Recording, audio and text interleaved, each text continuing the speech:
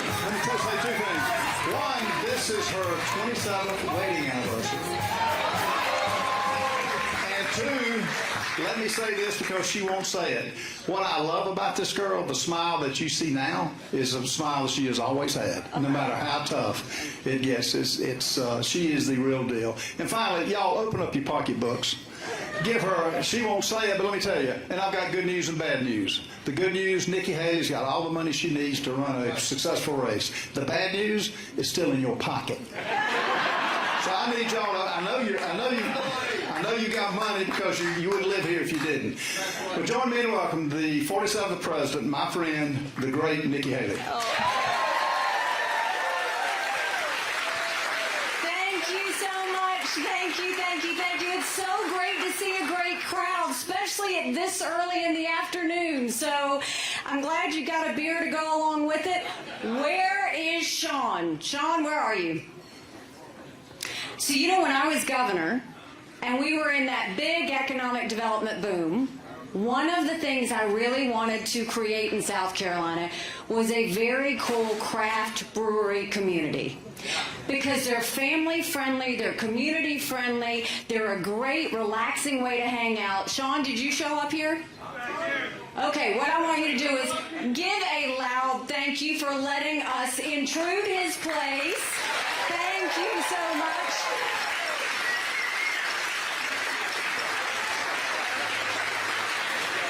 I'm making him jump through hoops to do this. And the reason I'm doing this is, don't ever forget, 90% of our economy is small businesses. So don't let this be the last time you come here. Keep coming back and tell Sean thank you. God bless you. Thank you so much. I appreciate it. Thank you. So I know it is warm in here. I feel it. And you know, I literally just came from New Hampshire. And New Hampshire, they were complaining about how hot it was.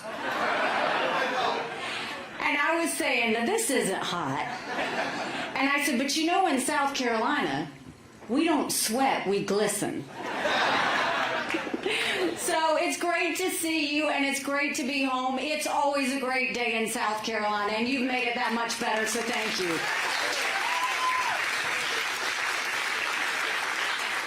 So let's talk about what we've done together. Okay, just to give you a background, I was born and raised in that small rural town in South Carolina of Bamberg. Anybody know where it is? 2,500 people, 2 stoplights. You couldn't think about doing something wrong without somebody already telling your mom. My mom started a business out of the living room of her home. 30 plus years later, it was a successful company. I started doing the books for the family business when I was 13.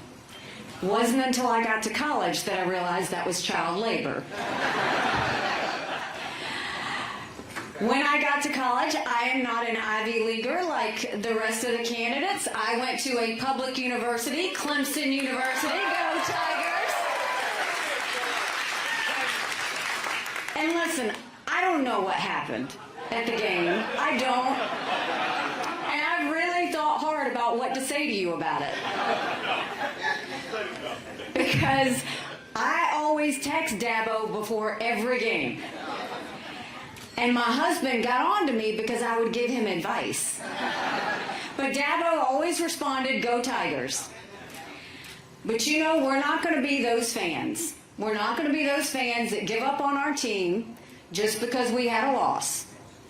Because at the end of the day, those kids did the best they could, but they better snap out of it because we can't keep losing like this. So let's give them another chance to warm up. Go Tigers. Now, if we don't beat Charleston Southern, then we're going to have words. So went on to Clemson, graduated with a degree in accounting. I'm not a lawyer. I'm an accountant. Accountants are problem solvers. And I went on and worked in the corporate world, and then I came back home to the family business. And one day I was sitting down with my mom, telling her how hard it was to make $1 and how easy it was for government to take it. And my mom said, don't complain about it, do something about it. I did not know you weren't supposed to run against a 30-year incumbent in a primary. Truly, ignorance is bliss. Once I realized he was related to half the district, the only option was to win. So I went around the district and said, we've got way too many lawyers at the State House. I think they need a really good accountant. And the district, Lexington County, took a chance on me, and we won.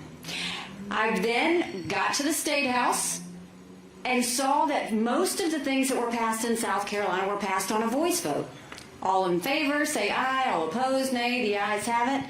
But one day, the legislature passed a bill that would give themselves a pay raise.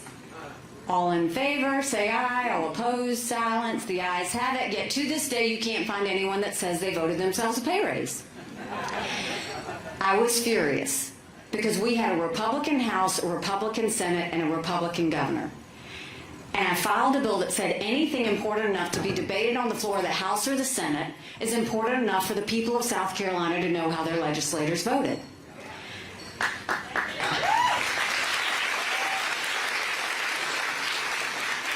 And the Speaker said, put the bill away. We don't need to have it. We will decide what the public needs to see and what they don't. And I remember going home to my husband that night, and I said, if I can't even get legislative votes on the record, what am I doing here? And Michael said, then fight. So I went around the state of South Carolina and said, did you know of all the bills passed in the House, only 8% were on the record? Of all the bills passed in the Senate, only 1% was on the record. So if you didn't know how your House member voted 92% of the time, if you didn't know how your senator voted 99% of the time, how did you know who to vote for when you went to the polls? And the people of our sweet state were shocked.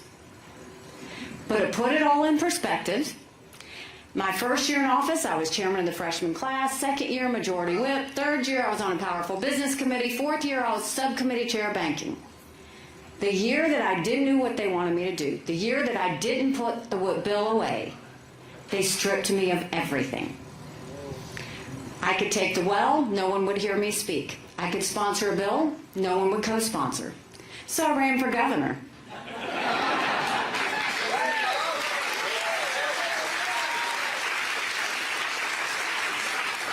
And I'm proud to say one of the first bills we signed into law is now in the state of South Carolina. Anything debated on the floor of the House or the Senate requires a legislative vote on the record. And we took it a step further, and we did it on every section of the budget.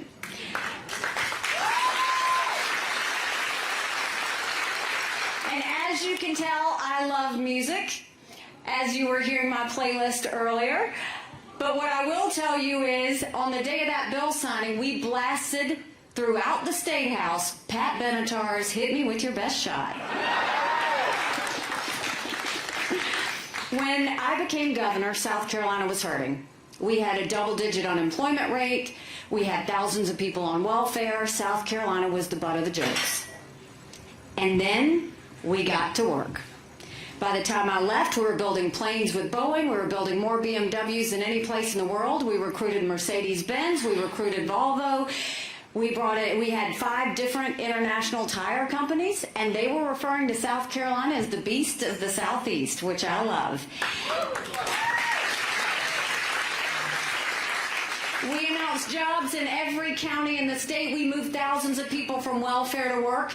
And we said, if you've got to show picture ID to buy Sudafed, if you've got to show picture ID to get on a plane, you should have to show picture ID to protect the integrity of the election process.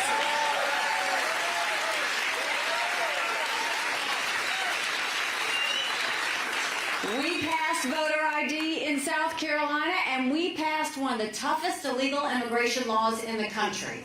We said that every company had to prove that the people they were hiring were in this country legally. And by the time I left, South Carolina was named the friendliest state in the country, the most patriotic state in the country, and the #2 state in the country people were moving to, which I know you've all now felt.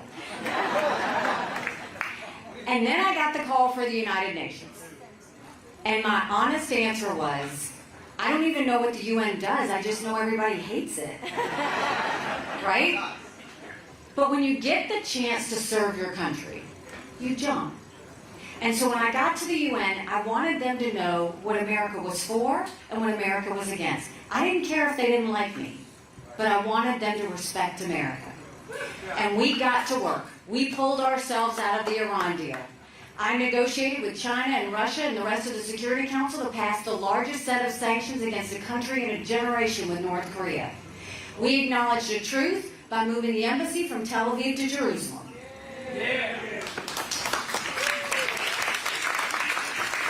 But the most important thing that we did was we took the kick me sign off of our backs, and America was respected again at the United Nations.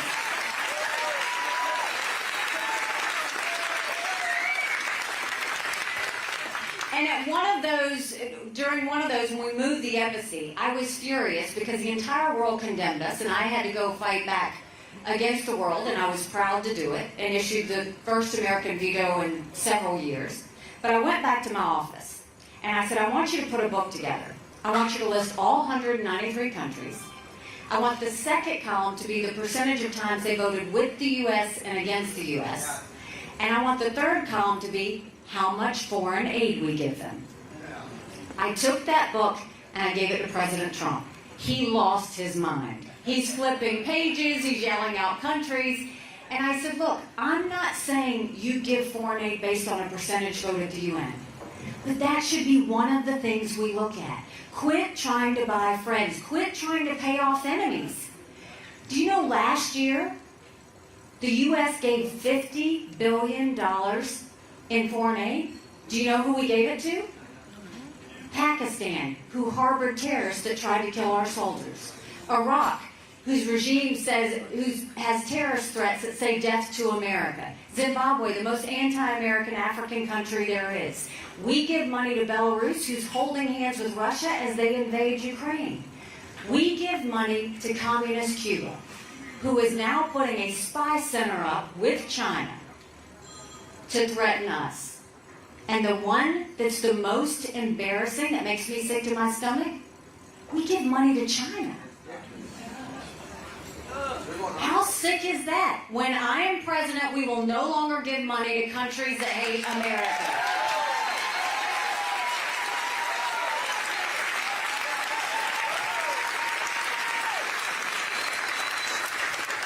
So now I'm running for president. And it's tough out there right now. It's hard to find anything good. You don't have to turn on the news to know how bad it is. You feel it in the grocery store. You feel it at the gas station. We are $32 trillion in debt. We're having to borrow money just to make our interest payments. China owns some of that debt. Now, I would love to be able to tell you that Biden did that to us. And he has creeped us into socialism fast.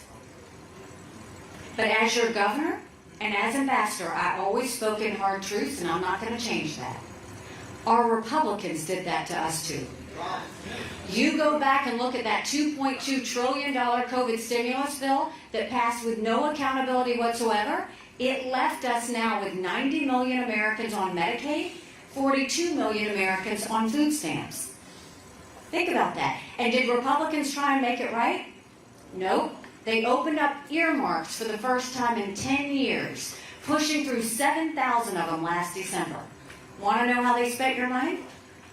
$30 million on an honors college in Vermont, $10 million to tear down a hotel in Alaska, $7.5 million on a courthouse in Colorado, and the list goes on. And the 2024 appropriations budget came out. Republicans have in that budget $7.4 billion worth of pet projects and earmarks. Democrats have $2.8 billion. You tell me who the big spenders are. But let me tell you, I have to stop for a second. We have a few freedom fighters in Congress. Not many. Literally, I think I could show them on my hand. Ralph Norman is one of them. And we thank you, thank you, thank you. He has fought every bit of that, every step of the way, and they haven't made it easy for him, and he keeps fighting for you. So you look at all that they're doing, and the list goes on, right? All while over 60% of Americans are living paycheck to paycheck. 60% of Americans are on credit card debt. 50% of American families can't afford diapers.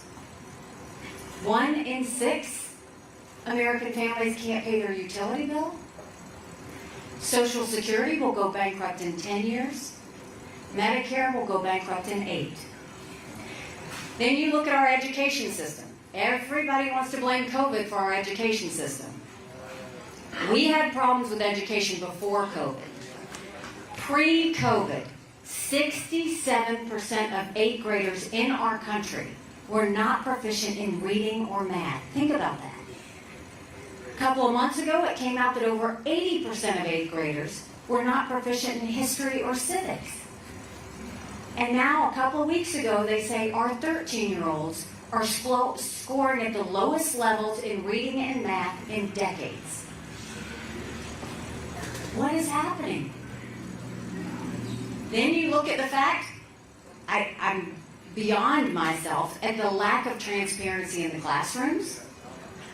You look at the fact that they are still focused on biological boys playing in girls' sports, which is horrific for our girls.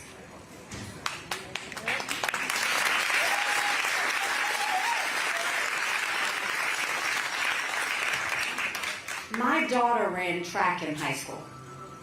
I don't even know how I would have that conversation with her. How do we get our girls used to the fact that biological boys are in their locker rooms? You can't. We shouldn't. Our goal should always be to remember that we grow strong girls, because strong girls become strong women, and strong women become strong leaders. And putting biological boys in their sports does not allow us to have strong girls.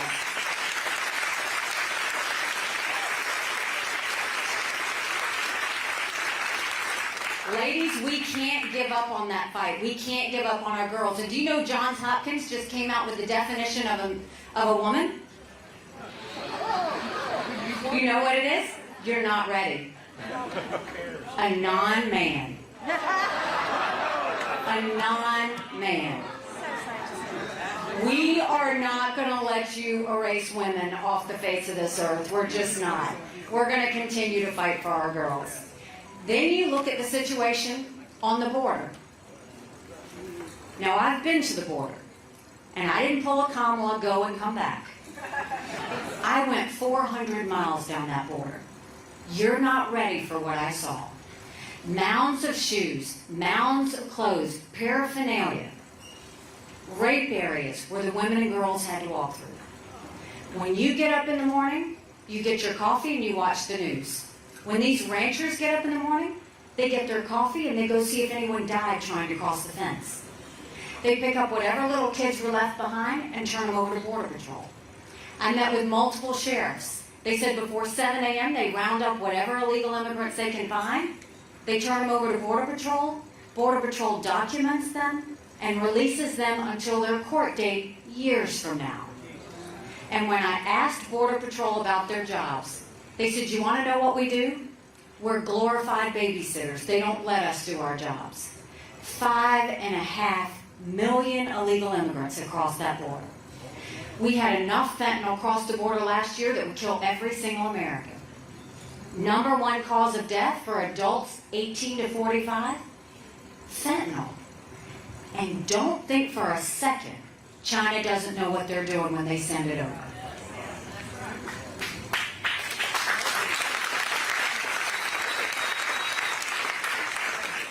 And you know, when I grew up in that small town of Bamberg, my parents taught us that you always take care of those who take care of you. And I'm going to ask you if we're taking care of those who take care of us. Right now, 33,000 veterans are homeless in America.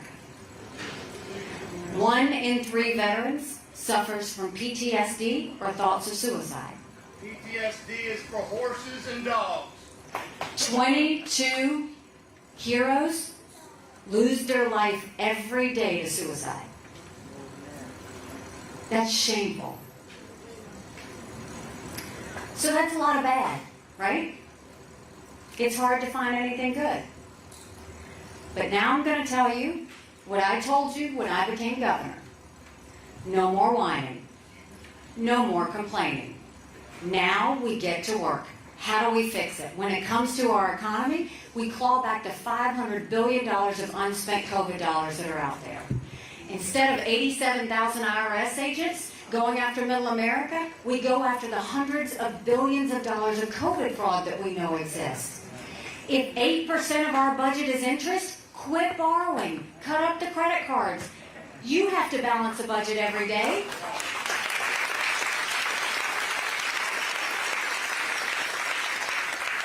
I had to balance a budget as governor. Why is Congress the only group that refuses to balance a budget? We will make sure that we will stop the spending, we'll stop the borrowing, we'll eliminate the earmarks, and I will veto any spending bill that doesn't take us back to pre-COVID levels. The blessing of being a governor is I know how much we can do at the state level. What I will do is move most of those programs at the federal government level, push them down to the states. We will reduce the size of the federal government.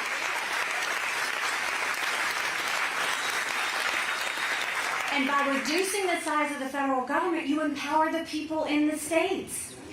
And allow them to decide how to spend that money and get rid of all the bureaucracy and the red tape. We can do that. Think welfare, think education, think health care, think benefits. If all of that was done in the states, think of the efficiency and effectiveness that we would have. When it comes to schools, we knew in South Carolina, and we made sure that if a child couldn't read by 3rd grade, they were 4 times less likely to graduate high school. So we brought in reading remediation. We started holding our kids back. We brought in their parents, and we made sure they were ready to go to the next grade and that they could read. We will do that all over this country. And we will make sure no parent should ever wonder what's being said or taught to their child in the classroom. There will be complete transparency in the classroom.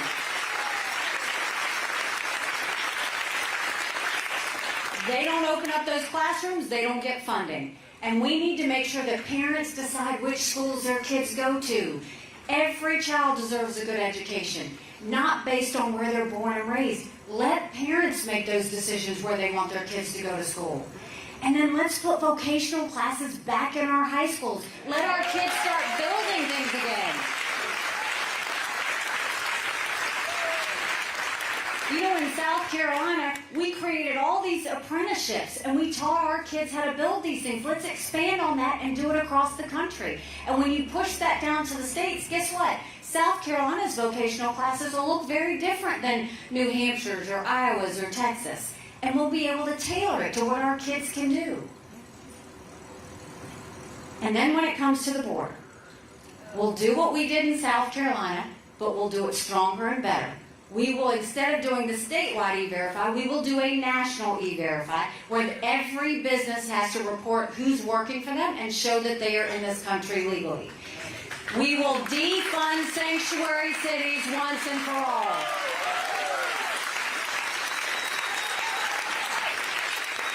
Instead of those 87,000 IRS agents, we'll put 25,000 Border Patrol and ICE agents on the ground.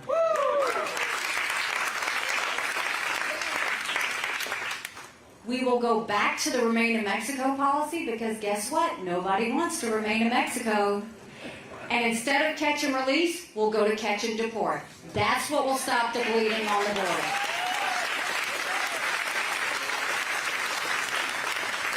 And when it comes to our veterans, we need to really think about the sacrifices that are made. You know, my husband is a combat veteran. Michael served in Afghanistan. He actually served, he went over when I was governor. So he left me as a single mom governor. And yes, we're still married, happily, 27 years.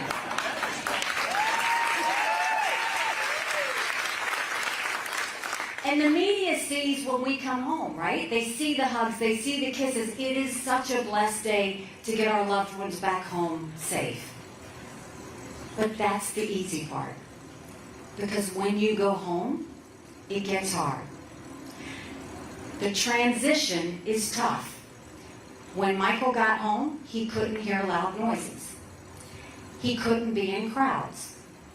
Life had passed him by for the year that he was deployed, and he had to figure out how to transition in. We don't need to just love our military men and women when they're gone. We need to love them when they come home too.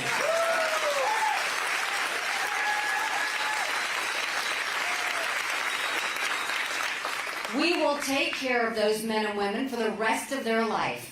We will make sure that we have telehealth so that they have mental health care right when they need it, immediately. We will let them go. Do you know the average time for a veteran to get a doctor's appointment at the VA? 29 days. Why 29? Because on the 30th day, they can go to the doctor or hospital of their choice. So what happens is midway through the 29 days, they get a call to reschedule, and the clock starts all over again. We will make sure that veterans can go to the doctor or hospital of their choice.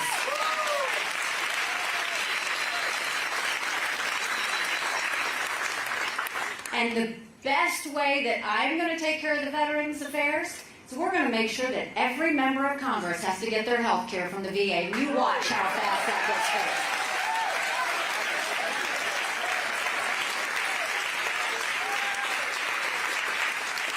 It'll be the best health care you've ever seen, I promise you. So look, so that's a lot of domestic policy, right? Now let's talk about national security. Did you ever think we would look at the sky and see a Chinese spy balloon looking back at us? It was a national embarrassment. You've got Russia invading Ukraine, you've got Iran building a bomb, you've got North Korea testing ballistic missiles, you've got China on the march. But make no mistake, none of that would have happened had we not had that debacle in Afghanistan. The idea that Michael and his military brothers and sisters who served there had to watch us leave Bagram Air Force Base in the middle of the night without telling our allies who stood shoulder to shoulder with us for decades because we asked them to be there. Think about what that told our friends.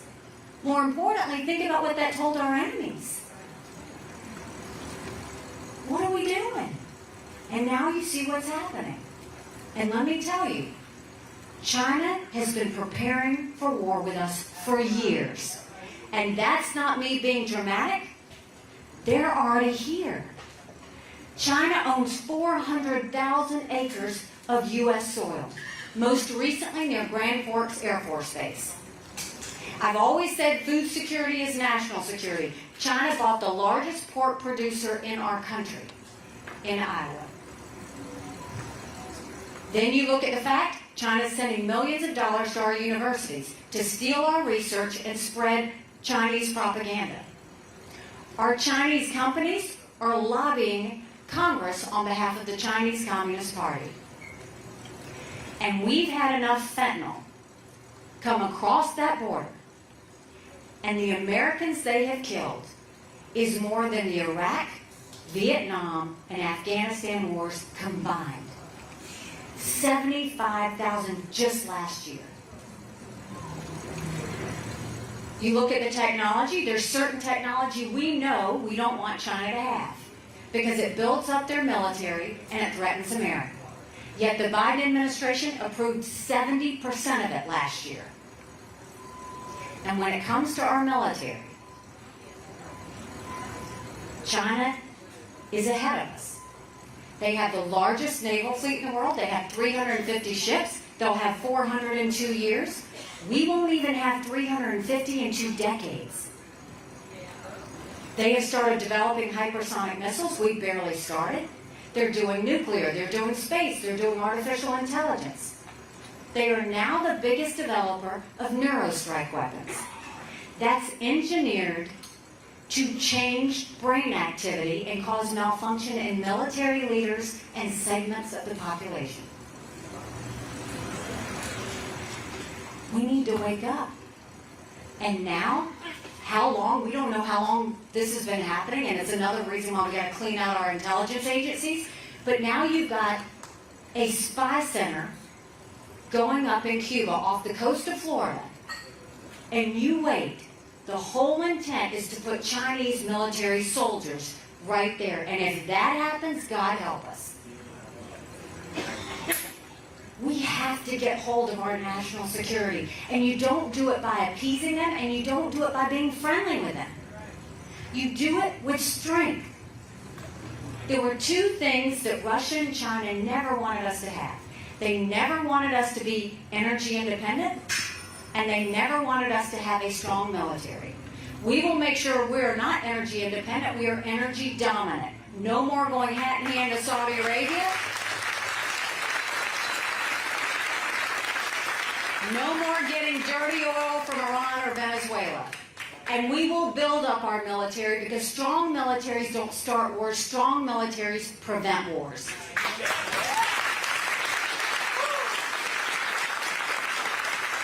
So how do we take on China? How do we go and make a difference in this? The first thing is, we go back and we say we don't let them buy any U.S. soil, and we take back what they've already purchased.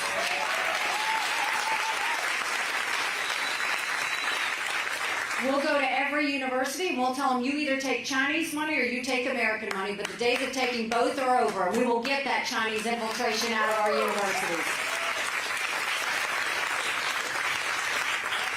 When it comes to the fentanyl crossing the border, we'll do two things. One, we'll tell China, we will end all normal trade relations with you until you stop killing Americans. You watch how fast they fix what's going on the border. But we will make sure that the cartels know we mean business too. We will send special operations at the border and take out those cartels, because we're not waiting one more second for that fentanyl to cross the border.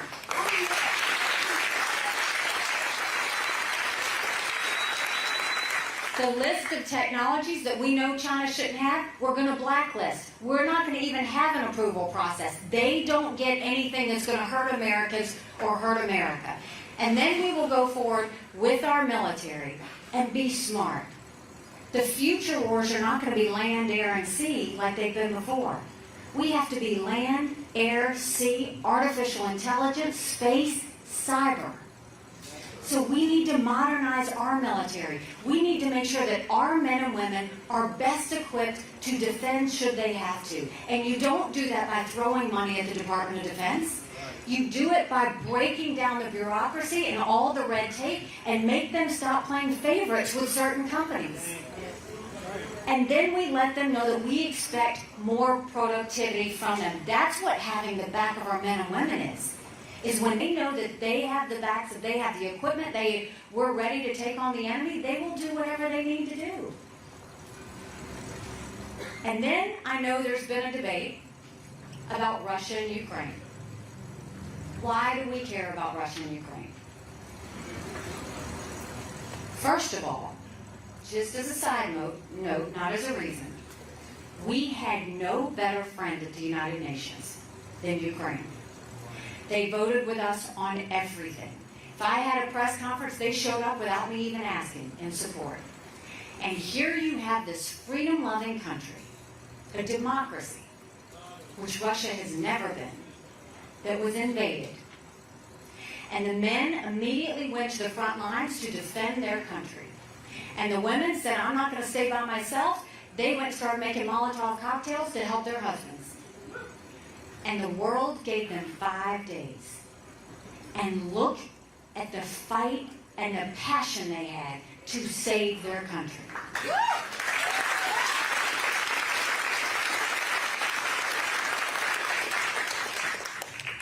When you look at where Russia is now, Russia's hit rock bottom. Did you see he's meeting with Kim Jong-un? You know you've hit rock bottom when you're getting drones from Iran and missiles from North Korea. They have raised the draft age in Russia to 65. They don't have any more people to pull from. They're now trying to pull from other countries, and they are about to have to institute a draft. Not too long ago, they were giving shovels to people on the streets to go fight with.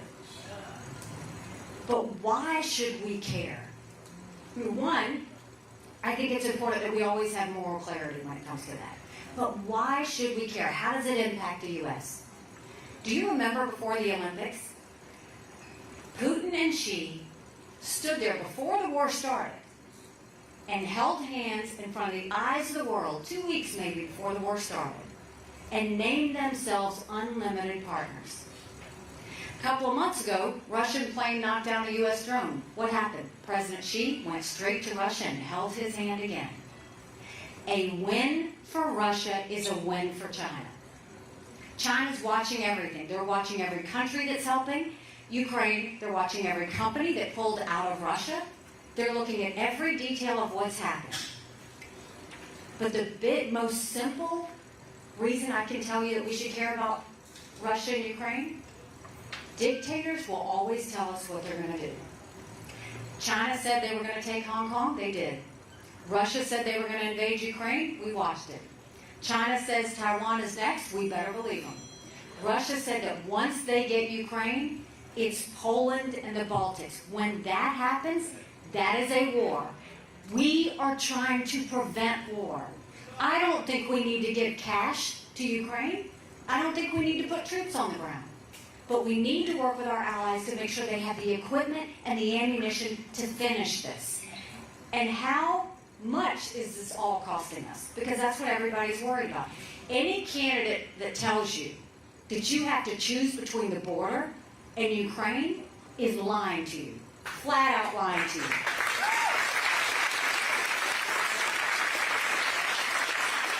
The amount of money we've put into Ukraine is only 3.5% of our defense budget.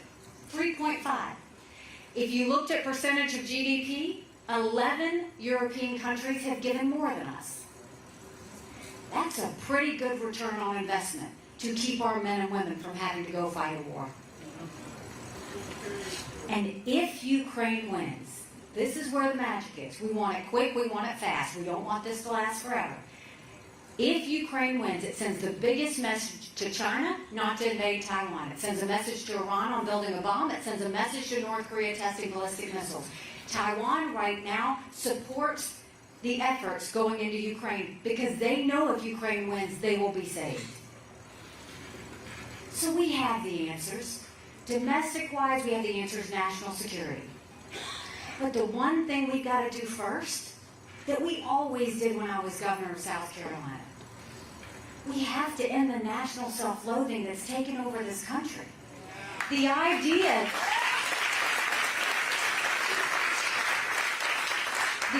that they say America's bad or rotten or racist.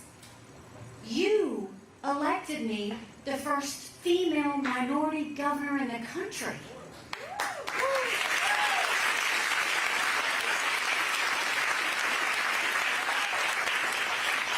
America's not racist, we're blessed. Our kids need to know to love America, and they need to be saying the Pledge of Allegiance when they start school every day.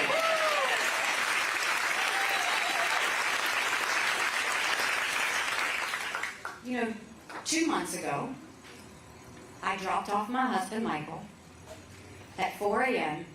for another year-long deployment. I watched him and 230 soldiers pick up their 2 duffel bags of belongings to go to a country they've never been, all in the name of protecting America.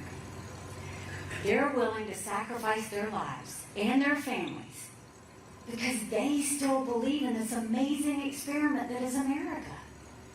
So if they're willing to fight for us there, shouldn't we be willing to fight for America here?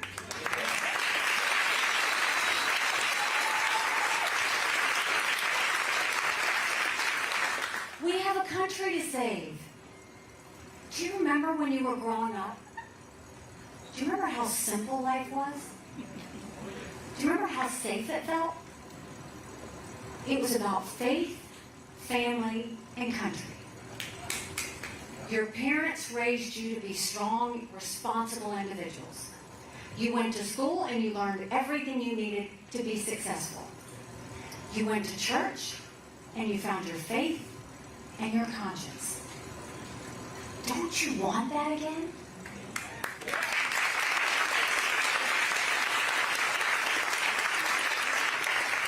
Because we could have that again. But in order to have that, here's some more hard truths.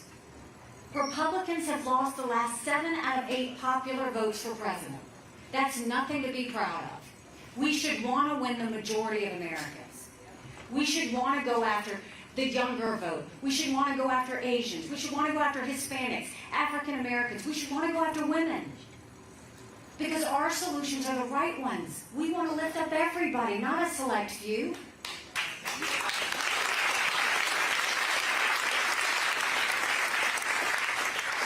So I have full faith we can do this. But to do it takes one thing: courage. Courage from every single person in this room. Courage for me to run. And courage for every one of you to know, don't complain about what happens in a general election if you don't play in this primary. It matters. It matters.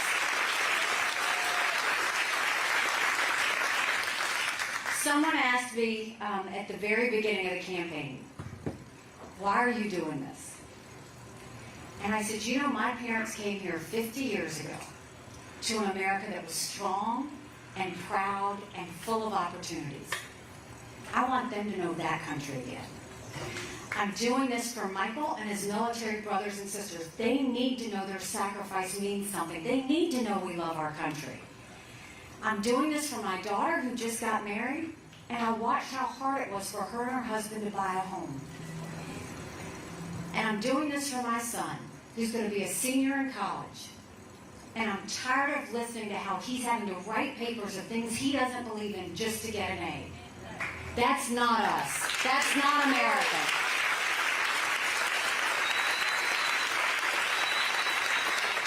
And for the first time, 78% of Americans don't think our kids are going to live as good of a life as we did. We can't be okay with that. I'm not okay with that. We have a country to save. But you were with me once. And I'll say it again. If you will join me one last time, I promise you, our best days are to come. God bless you. Thank you so much. Thank you. Thank you.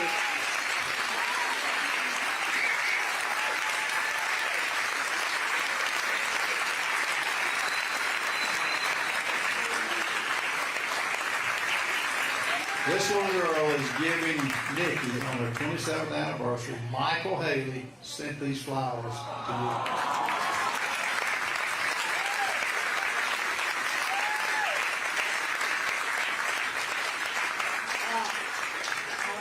Thank you. We tried to talk today, and he texted, and I wasn't there. There's a time difference. And then I was like, are you there right before I got here? We missed it, but, you know, we're under the same stars. So that's the way I look at it.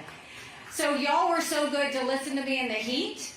Now I will listen to you. We will open it up for questions. There's nothing I won't answer. You may not like my answer, but there's nothing I won't answer. We have microphones, and we have Andrew. So... Oh, and Miles. So go and find your questions. What about offshore drilling? Oh, sorry. Okay, hold that thought. Offshore drilling. How do you feel about that? I think that states need to be able to make that decision because it affects the quality of life for the people of the states. For the states that want to do it, I'm all for it. For the states that don't want to do it, the people have the right to make that decision whether they want that off the coast of their state. Governor Haley, I'm Jody Troy from Spartanburg. First, please tell Michael how much we appreciate his service. I will. Thank you. Don and I have 3 grandsons in uniform. Oh, God bless. Thank you. And we're nervous. But I want you to call Harris Faulkner and tell her to apologize to you for them calling you a Republican war lover. Because we know you love peace, and that's why you want a strong military. That's exactly right. You know, there it was that you will hear members of the media call me a neocon. And what they don't understand is you can't find a military spouse that's a neocon. Because we spend every day not wanting our loved ones to go to war. I spend every day obsessing on how to prevent war. That's how you protect Americans, is you make sure that a strong America tells countries what we expect of them. And when you do that, that's how you prevent war, all the ways that I explained. But you know what? American strength and defending the American people That's the one job of a president. Government was intended to secure the rights and freedoms of the people. It was never meant to be all things to all people. So my job will always be to prevent war. And they can call me whatever they want, but I'm going to do everything I can to make sure that Michael and his military brothers and sisters never have to fight in any war, as well as your grandchildren.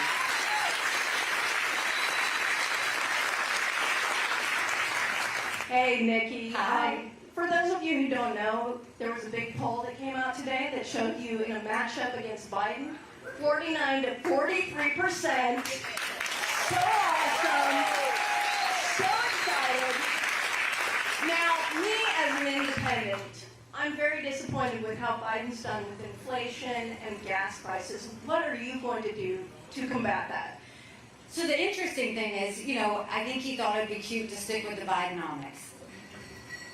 But the reality is, if you want to bring down inflation, there's a couple of things that will do it. Stop the spending. All of these subsidies he keeps doing, all of these stimulus packages, everything, when you flush it with cash and you do it in a way that people are sitting on the couch, you're not helping the economy, you're hurting the economy. The second thing is he continues to stop any permitting of energy. We have to become energy dominant. That will bring inflation down. But it's the ways I said, we'll stop the spending, stop the borrowing, eliminate the earmarks, and veto any spending bill that doesn't take us back to pre-COVID levels. He's not acknowledging the fact. He thinks if he tells you enough times that the economy is fine, then you will believe it. But you know what? That's because he doesn't walk through a grocery store. He doesn't go fill his car with gas.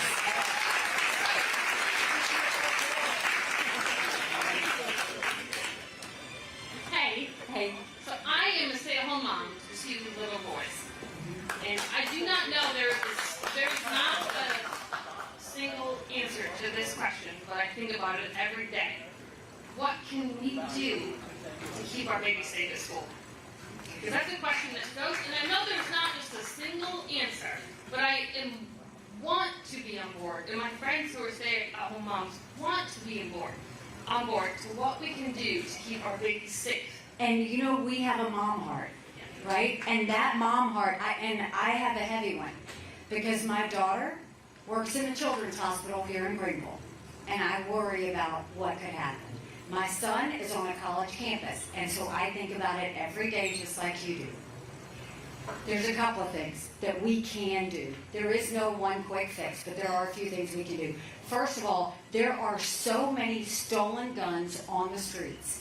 And if prosecutors would prosecute according to the law, then they could go and make sure that that stops. But right now, ask any member of law enforcement. They will arrest someone for an illegal gun, and they let them out the very next day.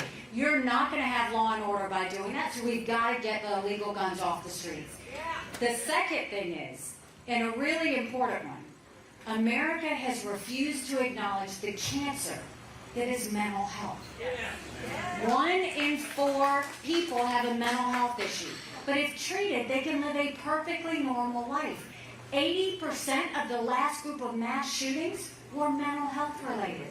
But the hard part is, and especially since COVID, you've got a lot of young people that have anxiety, stress, and depression. But if they wanted to go talk to someone, we don't have enough mental health professionals in this country. We don't have enough mental health treatment centers in this country. If you don't get help, you fall into addiction. We don't have enough addiction centers in this country. And if you happen to be lucky enough to get one of those 3, insurance doesn't cover any of it. We have to be serious about mental health.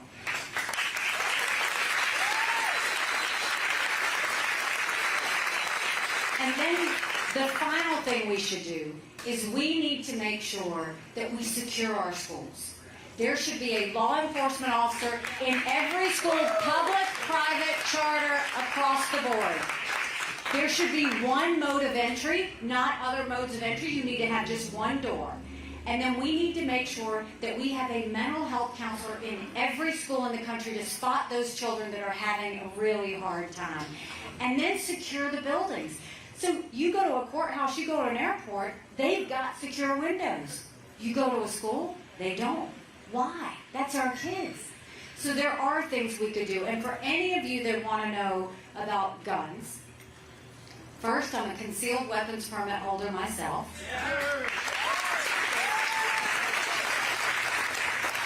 But what's important about that is there are a lot of moms that worry, and parents that worry, and say, but why don't you just take away X type of gun? We could do that. We could do that. And it would make you feel better today. But there'd be another shooting tomorrow. Let's do the hard work. Let's take care of the mental health. Let's get the stolen guns off the streets. Let's start to secure our schools. And then our mom hearts will start to feel better. God bless you and your boys. Thank you.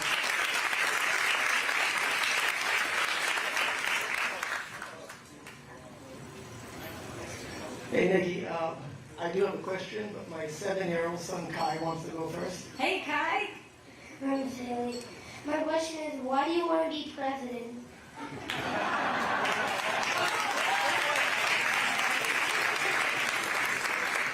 Kai, I want to be president because you deserve better than what you're getting right now.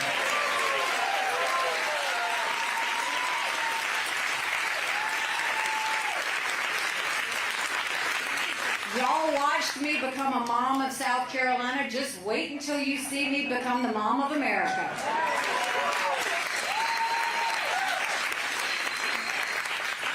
God bless you. Second grade? Do you know that was my favorite grade in school? I had so much fun. We're proud of you.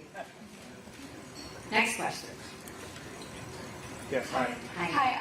I'm a freshman in high school. I was just wondering what you're going to do about the climate change, because this summer was the hottest 3 months on record. In Arizona, there were average temperatures of 118 degrees recorded. What are you going to do about that? So, good question. Because it's a question that she and a lot of young people are concerned about, and that's the environment and climate change. So, this is what I'll tell you. We all want, regardless of party, we all want clean air.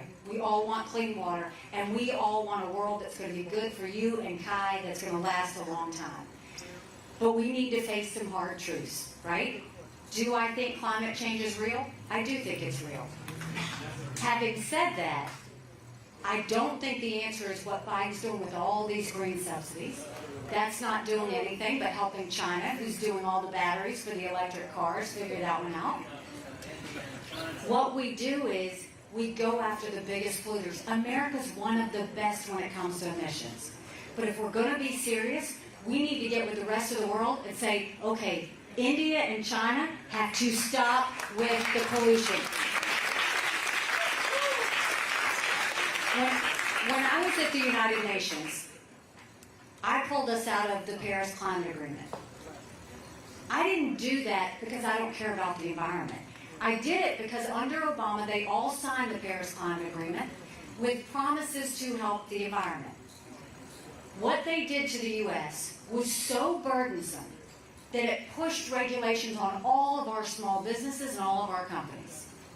And while they did that to us, Obama did that to us under the Paris Climate Agreement, you know what China's deal was? They'll deal with it in 10 years. I promise you, for China, 10 years will never come. The real answer is, let's go after China, let's go after India, let's make them do the things that we're doing and make them spend the money that they need to do to fix it. The second thing is, there are energy solutions that we can do, but you can't just say, go and put batteries in every car by 2035. You have to focus on a transition. Our companies are great innovators. They will be the first ones to tell you what else we can be doing. They just came out with nuclear fusion, and nuclear fusion basically takes energy and can duplicate the clean energy that we get. So if we start to innovate and do that, there are things we can do, but we're going to do it the right way. We're not going to do it by mandating. We're not going to do it by scaring people. We're going to do it by making sure that we make improvements every single year. And I thank you for that question. And then we have time for one more question. Oh, make it a good one. Okay, Nikki. Hi. Thank you for being here. Thank you. My question is, I'd like to hear what you're going to do about the weaponization of the DOJ and the FBI. It's a great question. So, it's not I always think it's important not to just say what I'm going to do, but to tell you what I did so that you can get more of how I think. When I became governor, everybody wanted to know, what legislation are you going to work on first? The first thing when you're a leader, you control what you can control first. I went to my agencies. We replaced the head of every agency. Then I sent people into every agency to clean it up, pull down regulations, pull down bureaucracy, get rid of problem children. And then I went and told my agencies, you've got to hit these certain benchmarks every 90 days. And so what happened was, they started having to prove to the taxpayers what they were doing. We said, if you are costing a person or a business time, you're costing them money, and that's no longer acceptable. And then we looked at their budget, and we saw that they were spending just so they would get the same amount the next year. And I walked into some of those agencies, and when I opened the closets, there were towers of computers, towers of printers, towers of paper, not that they were going to use, but just to be able to do that. We put the spending online, and we incentivized those agencies to start giving money back to the taxpayers. And then they started to compete to see who could be the most efficient agency. That's what you do. And when you do that, remember, I came into kind of a legislature that didn't necessarily want to work with me in the beginning. I set the tone first. I started it first, so they knew I meant business. Then it was time for them to do it, and they were more likely to do that. But I'll tell you, when you do that, you bring fresh faces, you bring fresh voices. Some of those agencies we tweaked, some agencies we gutted. Now, when you're talking about the federal government, I told you we're going to move a lot of the functions down to the state level. I think that's going to clean it up. But when I was at the United Nations, I want to tell you this example because it tells you what's going on in those agencies. And I was at the United Nations. My first week, I was overwhelmed. Everything was going on. It was coming in different directions. And there was a person that worked at the U.S. mission of the United Nations, which I was in charge of, that got on the phone and told the press what my plan was. That was not my plan.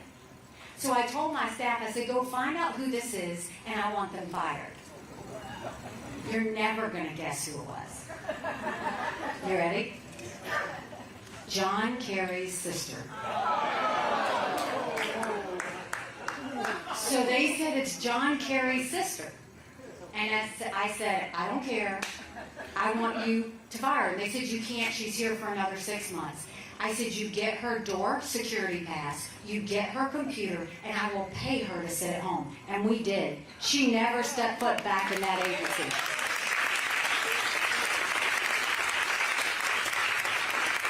What we did was we made sure that every agency knew what their mission was, and politics was never any of it. Weaponization was never part of it. We let them know what their mission was, and we held people accountable. You have to do that. No one in my U.S. mission did anything out of line after I got rid of her because they knew I meant business. We have to do that, and we'll make sure we do it. I think we're going to have to gut a lot of agencies. The intelligence agencies, that senior management needs to go. Department of Justice, senior management needs to go. And we need to build that back up so that it works for us again. So we'll do that.